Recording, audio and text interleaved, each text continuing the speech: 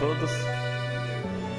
É com muita alegria que hoje nós temos a oportunidade de dar continuidade aos estudos do livro Mensageiros, obra de André Luiz, pelas mãos sagradas de Francisco Cândido Xavier, hoje no capítulo 37, cujo título já é um convite a nós refletirmos, pois André dá a esse capítulo o título de No Santuário Doméstico.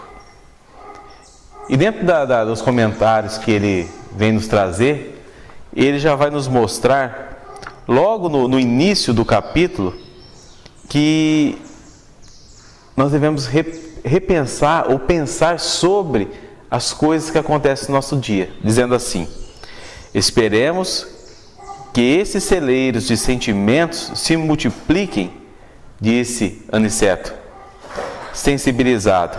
O mundo pode fabricar novas indústrias, novos arranha-céus, erguer estátuas e cidades, mas sem a bênção do lar nunca haverá felicidade verdadeira.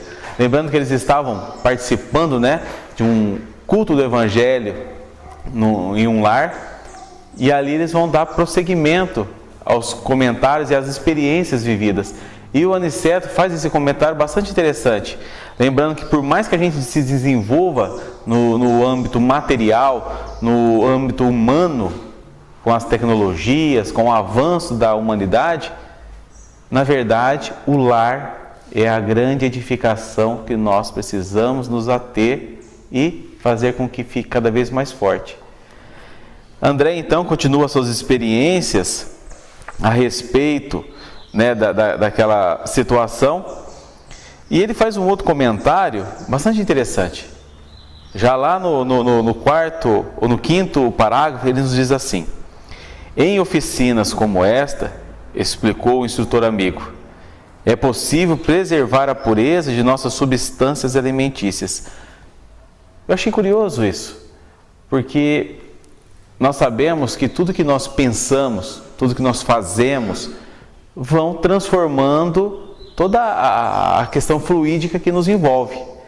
E eles estavam, logo após esse culto, fazendo comentários sobre como ficou aquele ambiente, como aquele ambiente se transformou de tal maneira que eles, os desencarnados, tiveram a oportunidade de fazer uma refeição ali. Por quê?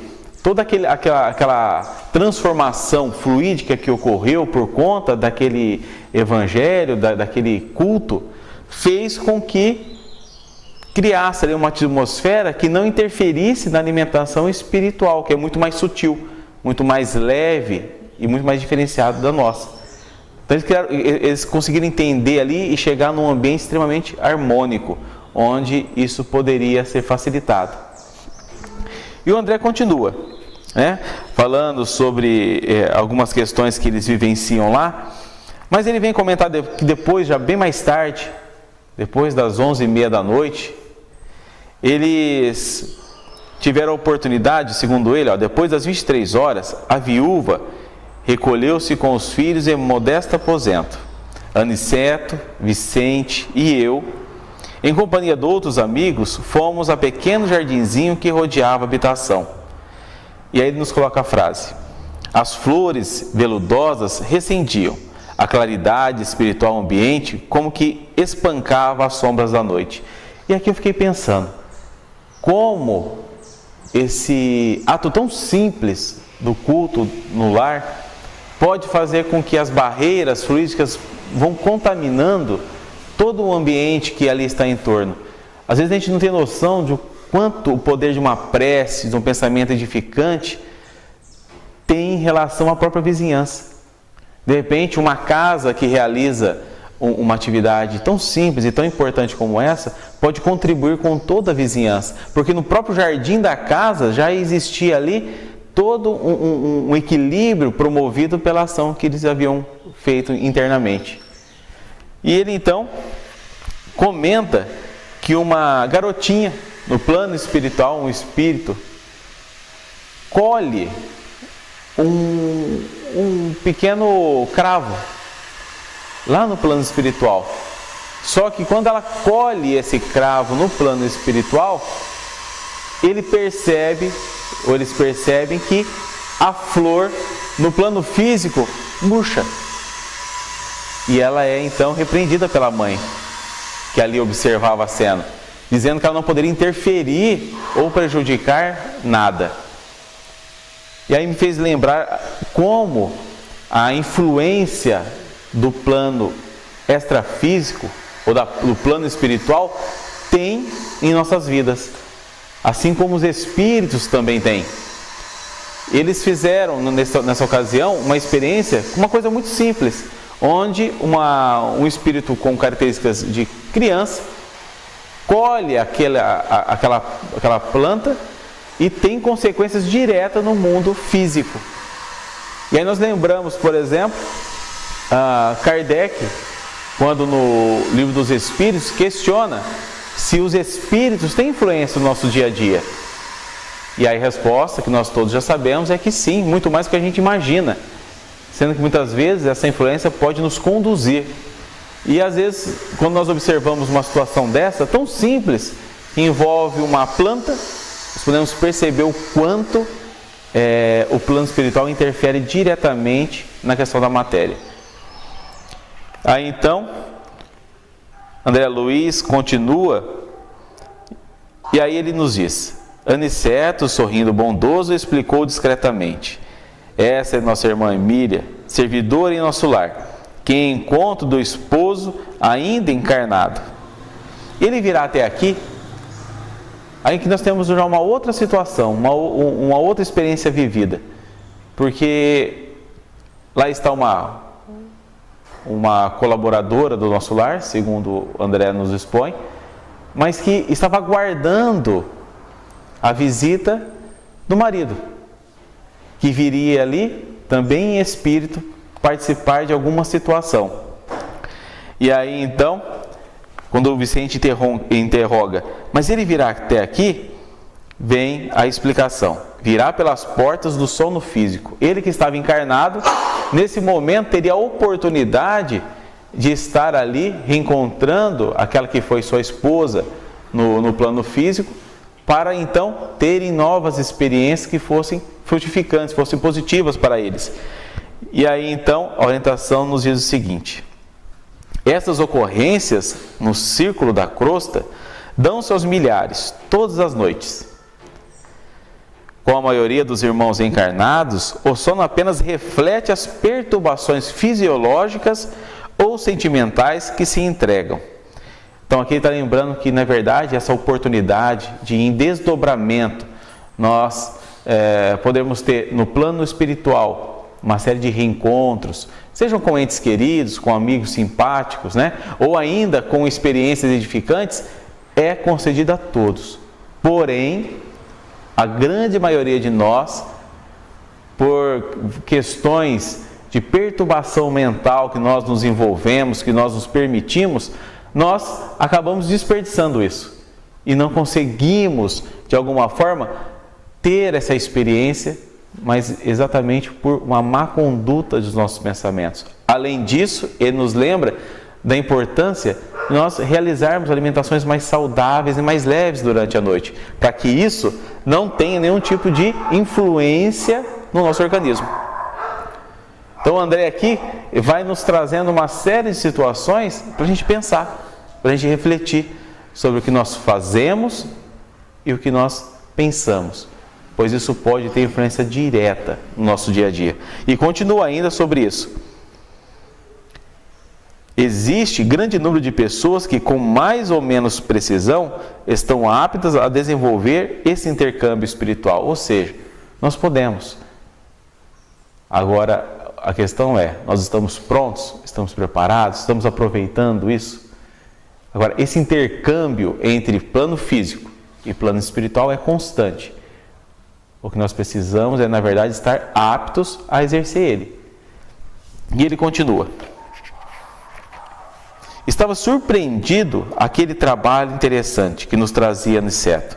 Com tão vasto campo de serviços gerais, fazia-me intensamente feliz. Em cada canto pressentia atividades novas. Então André vai falando sobre as variadas situações que ele vivenciou, as oportunidades que ele teve de aprendizado, e continua nos trazendo. Embora as luzes que nos rodeavam, notei que os céus prometiam aguaceiros próximos. As brisas leves transformavam-se repentinamente em ventania forte. Não obstante, as sensações de sossego eram agradabilíssimas. Ou seja, por mais que o clima estivesse se transformando, aquela atmosfera gerada naquele local, por conta daquele culto que realizaram, era ainda extremamente prazerosa, de paz e tranquilidade, embora toda aquela circunstância em volta pudesse trazer algo de diferente. E ele diz ainda, Aniceto, o vento na crosta é sempre uma bênção celeste. Podemos avaliar-lhe o caráter divino em virtude da nossa condição atual. E ainda nos informa que a pressão atmosférica sobre os espíritos encarnados é aproximadamente de 15 mil quilos. Já nos desencarnados não há essa pressão. E às vezes nós ouvimos falar que quando nós estamos encarnados, nós arrastamos um peso por conta do corpo físico. E aqui André nos dá até a precisão de qual seria esse peso. Por conta da influência que a própria atmosfera do planeta tem sobre a matéria, sobre o corpo físico, e o quanto isso é pesado. Todavia, é interessante notar, aduziu Vicente, que não sentimos tamanho peso sobre os ombros, ou seja, que a gente não percebe a carga física que é pressionada. É a diferença dos veículos de manifestação, exclamou Aniceto. Nossos corpos e o de nossos companheiros encarnados apresentam diversidade essencial. Imaginemos o círculo da crosta como um oceano de oxigênio. As criaturas terrestres são elementos pesados que se movimentam no fundo, enquanto nós somos as gotas de óleo que podem voltar à tona, sem maiores dificuldades pela qualidade do material que se constitui. Ou seja, quando o espírito está fora da matéria, desencarnado, o corpo que ele usa é tão mais sutil, tão menos condicionado às questões físicas, que é como se fossem gotas de óleo que nós vamos encontrar na água. Elas ficam leves, elas se separam e ficam acima dos demais. E nós é como se nós ficássemos ali embaixo, como sujeira pesada no fundo, por conta justamente dessa diversidade, dessa diferença entre corpo físico e o corpo espiritual. E vai além. Sempre que ameaças de tempestade, os seres vagabundos da sombra se movimentam perambulando o asilo. São os ignorantes que vagueiam nas ruas, escravizados às sensações mais fortes do sentimento físico. Aqui ele vai nos lembrar então que os companheiros desencarnados, entidades que estão ainda vinculadas a pensamentos ruins, negativos, quando percebem situações de mudança do clima, como eles estavam observando naquela ocasião, começam então a buscar abrigo. Pois assim como nós que estamos encarnados, em meio a uma tempestade se formando, vamos buscar algum lugar que nos acolha, que nos proteja, pois iremos sentir aquela influência da chuva, os companheiros menos felizes também. Eles têm a necessidade de se esconderem, de se protegerem daquela manifestação que vai acontecer, ainda que seja física, porque eles têm as mesmas percepções por conta da dificuldade que eles têm de se livrar das questões físicas, materiais. Eles estão numa condição ainda tão pesada, tão difícil, que sentem as influências que um encarnado sentiria. Então eles começam a buscar. E a partir daqui André nos traz algumas outras informações bastante curiosas. Buscam, de preferência, as casas de diversão noturna, onde a ociosidade encontra a válvula nas dissipações. Quando isso não lhes torna acessível, penetram as residências abertas, considerando que para eles a matéria do plano ainda apresenta a mesma densidade característica. Aqui a orientação é de que essas criaturas, em momentos como esse, buscam esse abrigo, primeiro em locais onde o psiquismo, onde as energias mantadas ali, e tem de alguma forma a mesma característica que eles estão habituados. São mais baixas, mais pesadas. Mas às vezes eles não têm essa oportunidade. E aí então, eles vão para um plano B. E eles vão então adentrar em casas que estão fisicamente abertas. E especialmente espiritualmente abertas. Porque nós vamos ver um pouquinho adiante que, por conta daquelas energias que foram geradas naquela oportunidade do culto, cria-se um ambiente, uma atmosfera, uma barreira espiritual que esses companheiros não conseguem entrar, eles não conseguem penetrar pela diversidade vibracional. Quando cria-se um clima fluídico muito favorável ao bem, ao amor, às condições que nós sabemos que nós devemos exercitar, esses companheiros não conseguem. E o próprio André, em outras obras, nos revela a importância da própria casa mental que nós geramos. Porque com os nossos pensamentos edificados, com os nossos pensamentos equilibrados, os companheiros desencarnados não conseguem também penetrar a nossa casa mental. Porque não há sintonia, não há campo que forneça oportunidade para isso. A grande dificuldade é justamente nós mantermos essa condição. Isso vale também para o nosso ambiente físico, para o nosso ambiente doméstico. Quando ali é gerado bons sentimentos, onde as energias são transformadas de forma a equilibrar todo aquele ambiente, esse ambiente fica todo protegido. E esses companheiros não conseguem. E ele segue. Observem como se inclinam para cá, fugindo em seguida, espantados e inquietos. Eles estão comentando sobre a posição daquelas criaturas, porque no primeiro momento eles precisam achar um abrigo. E até vão se dirigir até aquele local onde eles estão, aquele lar. Mas por conta daquela atmosfera que foi gerada, eles então fogem. Por quê? Não há ali um ambiente favorável a eles. Então eles vão buscar refúgio em outro lugar. É como aquele que tem a sua casa e quer se preservar de alguma invasão indesejada. Então ele coloca grade, muro, coloca ali cercas elétricas, de acordo com o momento que ele acha oportuno. O que acontece? Aquelas criaturas que querem adentrar de forma indevida dentro de uma casa e provocar um roubo, um assalto, o que eles fazem? Vendo barreiras, eles vão buscar outros lugares. No mundo espiritual não é muito diferente. Quando eles se dirigem àquele local onde eles estão e percebem aquela atmosfera diferenciada, eles se afastam, eles fogem, porque aquilo não é um convite para eles. Muito pelo contrário, acaba criando ali uma certa dificuldade deles adentrarem. E eles continuam. Nunca poderemos enumerar todos os benefícios da oração. Toda vez que se ora num lar, prepara-se a melhoria do ambiente doméstico. Cada prece do coração constitui emissão eletromagnética de relativo poder. Por isso mesmo, o culto familiar do Evangelho não é tão só um curso de iluminação interior, mas também processo avançado de defesa. Ou seja, ele vem reforçar aqui o quanto é importante, dizendo que quando nós realizamos o culto do Evangelho no lar, isso faz com que crie-se uma barreira, protegendo todo aquele ambiente, não só onde nós estamos, mas muitas vezes ao entorno, criando ali uma barreira que impede a entrada de companheiros menos felizes. Então continuam. Como quem estivesse atravessando um país de surpresas, outro fato me despertava profunda admiração. Isidoro e Isabel vieram a nós, de braços entrelaçados, irradiando ventura. Aquela viúva, pobre do bairro humilde, vestia-se agora lindamente, não obstante a adorável singeleza de sua presença.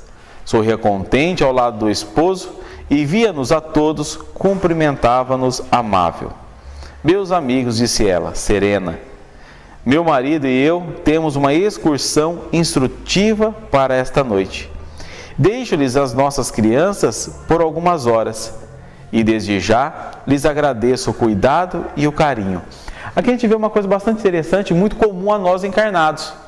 pois quando esse casal vê o encontro de André e dos demais que ali estavam, eles vêm deixar os seus filhos, que também estavam em desdobramento, sob a responsabilidade deles, porque eles tinham atividades a desempenharem e eles então vão acolher essas crianças e zelar por elas, coisa que nós vemos de forma muito natural no plano físico, onde quando nós que temos filhos temos a necessidade de fazer algo que não é interessante ou não é possível que aquelas crianças participem, a gente deixa sob os cuidados de alguém que nós confiamos, e eles deixam essas crianças também aos cuidados deles naquele ambiente que era extremamente preparado e extremamente adequado àquela condição. E aí eu fico a pensar sobre as questões que envolvem o culto do Evangelho no lar. O quanto essa ferramenta tão simples e que muitas vezes tem uma certa dificuldade por muitos em serem aplicada, por comodismo, por desinteresse ou por desinformação, o quanto isso é benéfico e quanto isso pode ser zeloso para todos nós. Pois esse culto do Evangelho no lar vai nos auxiliar em fazer realmente daquele ambiente onde nós vivemos um verdadeiro santuário. Um santuário nada mais é do que um lugar sagrado, onde deve ser puro, onde deve se manifestar sentimentos nobres. E o culto do Evangelho no lar vem ser a ferramenta necessária para que a gente tenha condições propícias ou adequadas para a gente exercitar aquilo que nós temos aprendendo. Nós que somos espíritas, que somos cristãos, temos a oportunidade, num ambiente adequado como esse, em gerar a fraternidade, em gerar o amor, em nos tornarmos, na verdade, o que nós poderíamos chamar de cartas vivas do Evangelho, ou seja, de criaturas que, ao invés de apenas conhecer, de apenas terem a informação, colocam elas em prática, vivenciam aquilo que já sabem. E nesse ambiente todo adequado pelas vibrações que esse ato tão simples e tão importante gera, acaba se tornando ali um grande celeiro de amor, proporcionando um convívio harmonioso e muito mais adequado às nossas necessidades. Então, nessa experiência, André, dentro do que eu consegui perceber, ele nos convida não só a exercitar de forma contínua essa ferramenta tão simples e tão importante, como nos apresenta uma série de situações e faz com que a gente pense a influência do plano extrafísico, do plano espiritual no nosso dia a dia e o quanto nós podemos facilitar ou prejudicar a influência deles.